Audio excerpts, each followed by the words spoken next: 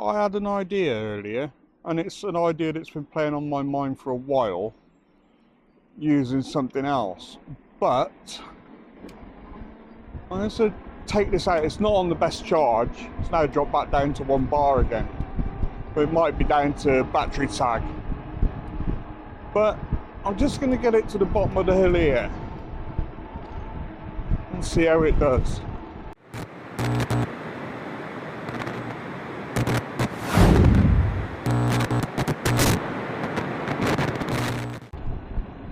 Windy again today, so I don't even know with a dead cat on it's going to work sound wise. But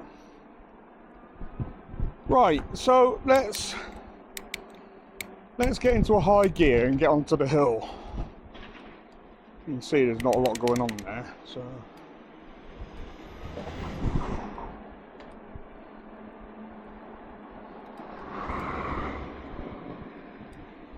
let's get on here. So now I'm on a steep hill, right? So from a standing stop, can I get this bike going? So let's go. You can do the push kick off, and I can just about get myself going. So if you don't understand what the push kick off is, with the right foot you push the bike with that leg to get it going. Or I'm thinking, shall I pull it into walk mode?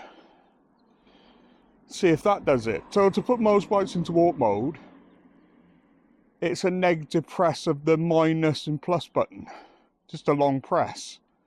So let's see how that goes. That's far easier. And this is quite a steep hill to be starting off. Due to the fact that I'm on low battery, it might be a bad idea to go into town. But you get the idea.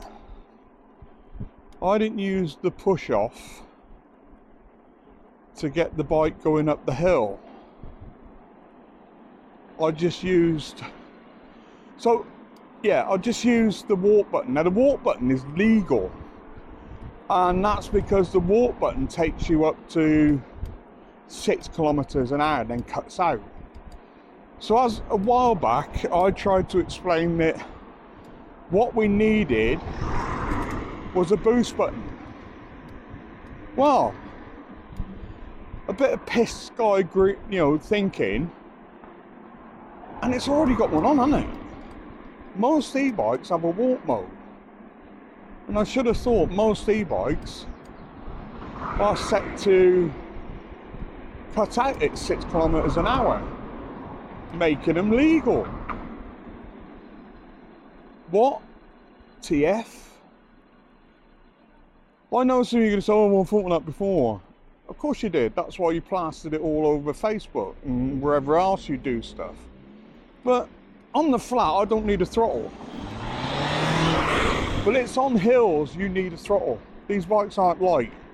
And at £230, neither am I. I haven't got my rucksack on today, I couldn't be bothered.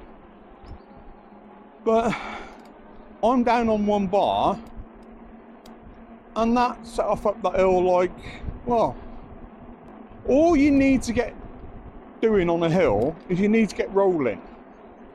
So you could either use the push start, which is, like I said, you kick off with your leg and then get your cadence sensor going, or in this case, the torque sensor cutting in. This is probably even better with a cadence sensor. But I'll give that a try tomorrow. But let's try it again. Let's give it another go on this hill. I'll wait until we get up to a good part of the hill. Like I said, battery wise, it's just about being in the right gear at the time too.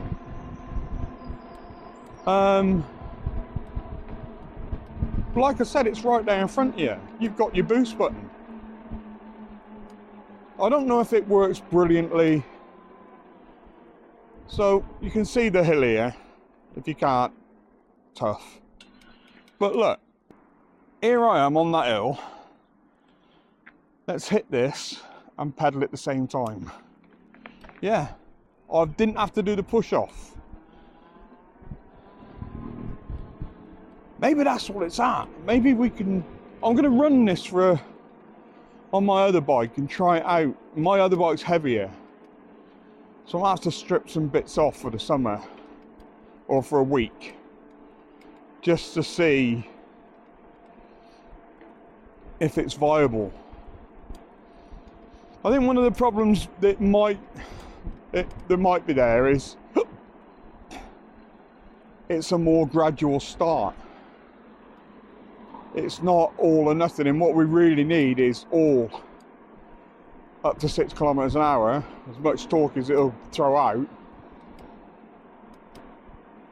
and you're away. That's what it really needs. It needs all the torque up to 6 kilometers an hour just to get you going, a boost button. But this bike feels very light in comparison to my other bike. But I think it might work, you know. Like I said, next week I'll have a go with my e-bike, my main bike. That's a lot heavier, and it's also a cadence sensor, so you're not dealing with the torque sensor having to cut in. But that felt quite easy on that hill, and that's the average hill that I'm going to encounter around here. I mean, you're not going to get me starting on a hill like coming out of Albury Bridge yesterday, but you will get me starting on a hill by the theatre in town, and that's where the traffic lights are, and that's where I need my boost. You know, if I'm at the front of the traffic or in the middle of the traffic and I fall off my bike because I can't get it going, it's not healthy. Yeah, if you've got that initial torque push up to 6 kilometers an hour, that works. But to be honest, the perfect solution would just be a hard torque up to 6 kilometers an hour boost button, which I talked about last year. I don't know if you know, Himaway do a bike with a 6 kilometer an hour throttle on it, making it legal. It'll only go up to 6 kilometers an hour and then it cuts out. But it's like here with the torque sensor, as soon as you put pressure on it, the motor cuts in, so you've pretty much got an advantage there anyway. But on steeper hills, having that boost, because a boost button is not an accelerator, and that would stop everybody moaning, and they got an accelerator and they got a throttle. Well, it's not a throttle, is it? It's a boost button. It doesn't go over 6 kilometers an hour. It's not adjustable. It's not variable. It just gets you to 4 miles an hour. Bang. And the faster it does that, with the higher amount of torque it's got, the better. Anyway, food for thought. You know, I haven't lost my marbles. I just think it's a good idea. Up until this consultation kicks in and they let us know whether we can have throttles or not. But if Himaway can do a 6 kilometer an hour legal throttle that cuts out after 6 kilometers an hour, why can't we have a boost button? Or why don't any of the other Chinese manufacturers sort of get on board and say, look, you got a choice of throttles, you can have this one or this one, or give you the option to buy one. There's money in it. Any of you Chinese e-bike companies out there listening, there's money in it. People are scared of having their bikes taken off them because they've got a throttle on their e-bike. Whole of Europe.